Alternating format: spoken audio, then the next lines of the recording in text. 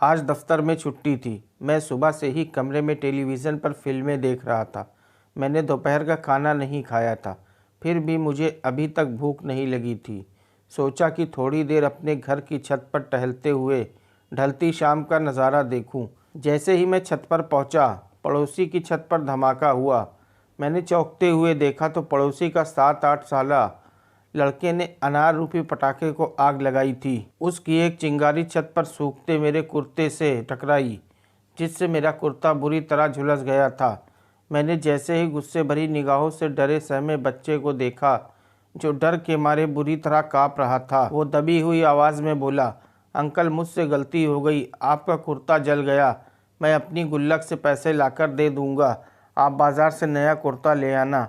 पापा को मत बताना, वे मुझे मारेंगे। मुझे ख्याल आया कि मेरा पड़ोसी उस बच्चे का सौतेला बाप है।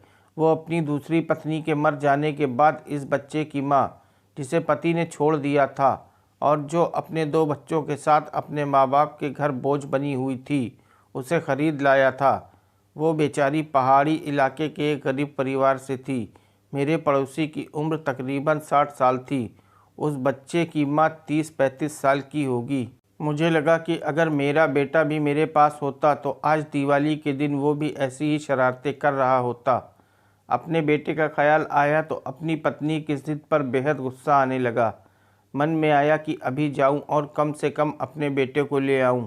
वो अगर साथ नहीं आना चाहती तो उसे हमेशा के लिए छोड़ दूं। मैंने आगे बढ़कर उस डरे सहमे बच्चे के सिर पर हाथ रखा और अपनेपन से कहा, बेटा डरो नहीं, मेरे कपड़े ख़राब हो गए तो कोई बात नहीं, तुम इतने बड़े पटाखे मत चलाया करो, हाथ जल जाएंगे। ये लो 50 रुपये और मिठाई खा लेना।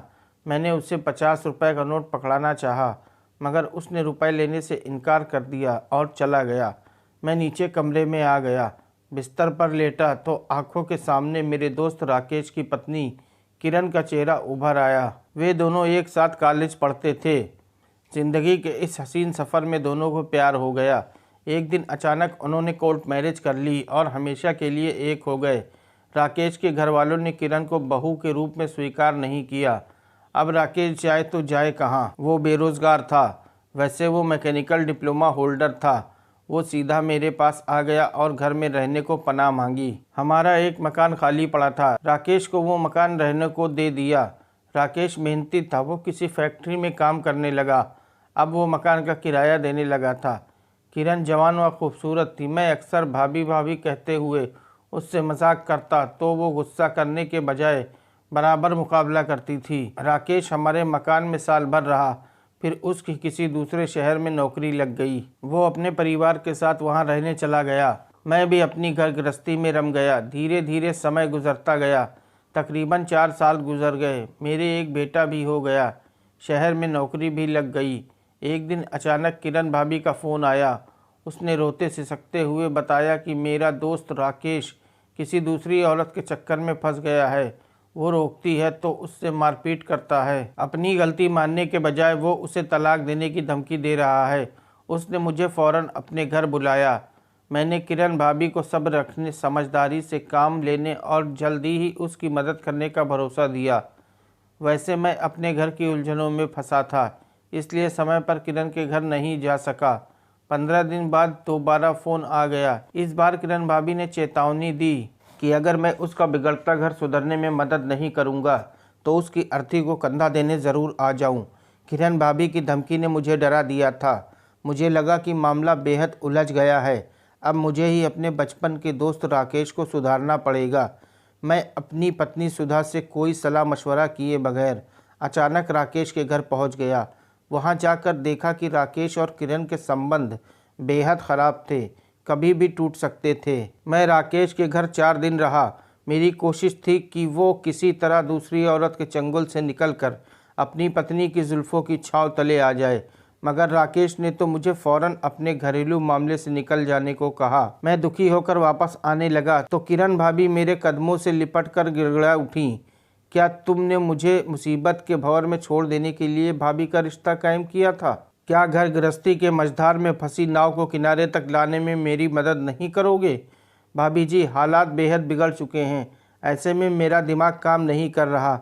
मैंने अपनी मजबूरी जाहिर की। तब भाभी ने मुझे बेहद उलझी हुई योजना में साथ देने को कहा।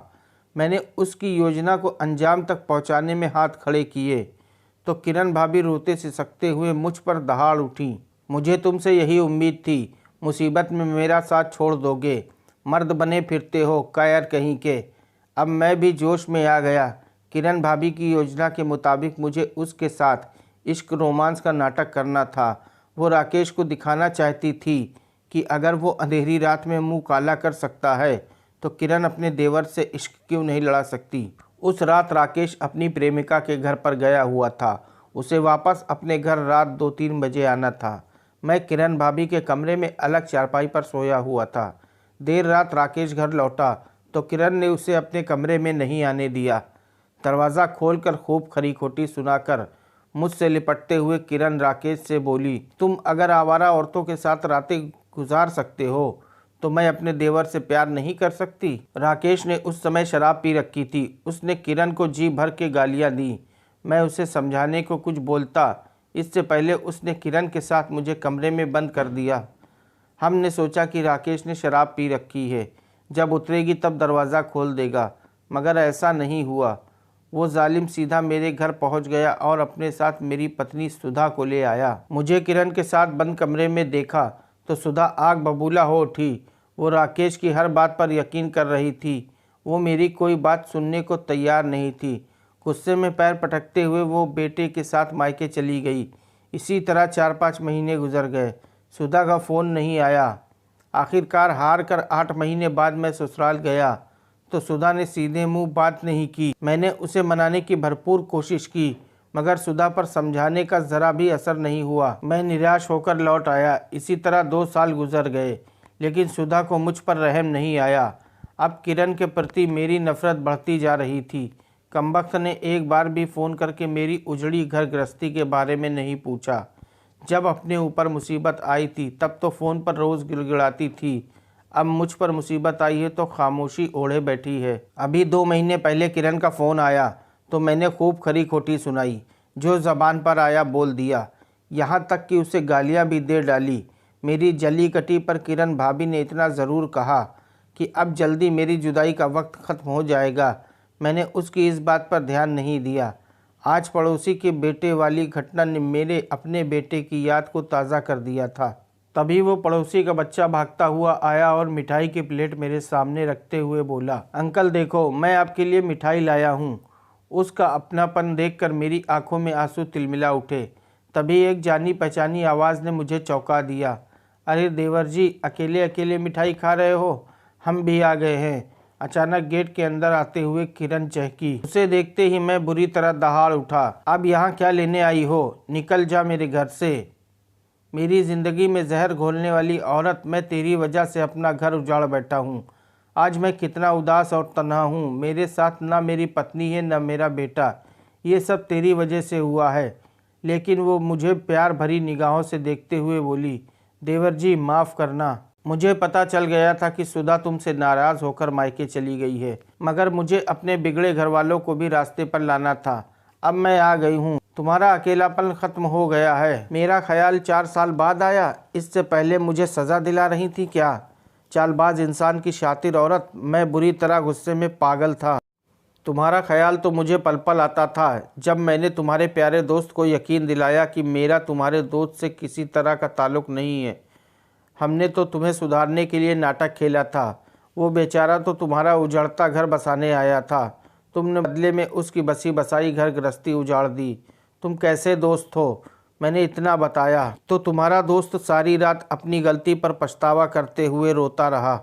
लाख समझाने पर वो माना नहीं। अगले दिन सुबह का उजाला होते ही वो मोटरसाइकिल पर सवार होकर तुम्हें मनाने के लिए आ रहा था। उसके दिलो दिमाग का संतुलन बिगड़ा हुआ था।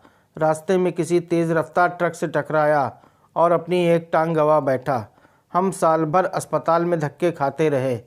अब वो बड़ी मुश्किल से चलने के काबिल हुआ है। इतना सब हो गया और आपने मुझे बताया तक नहीं। मैंने कहा, बताते कैसे भैया, तेरी सुधा को भी मना कर लाना था।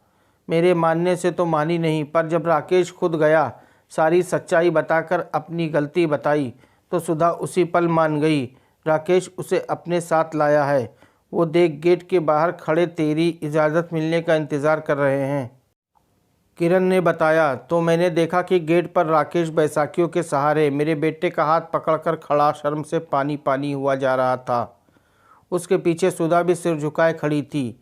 मेरे यार, मैं तेरा गुनाहगार हूँ, कहते हुए राकेश लड़खड़ाते हुए मेरे कदमों में झुका तो मैंने उसे थाम कर गले लगा लिया। इतने में किरण भाभी ने सुधा का हाथ मेरे हाथ में पकड़ाते हुए कहा, अब इसे कमरे में ले जाओ। मैं जैसे ही सुधा का हाथ थामे बेडरूम में घुसा, किरण भाभी झट से दरवाज़ा बंद करते हुए चहकी, देवर जी दिवाली मनाकर बाहर आना, तभी मिठाई और खाना मिलेगा। ये सुनकर सुधा किसी लता सी मुझसे लिपट गई थी।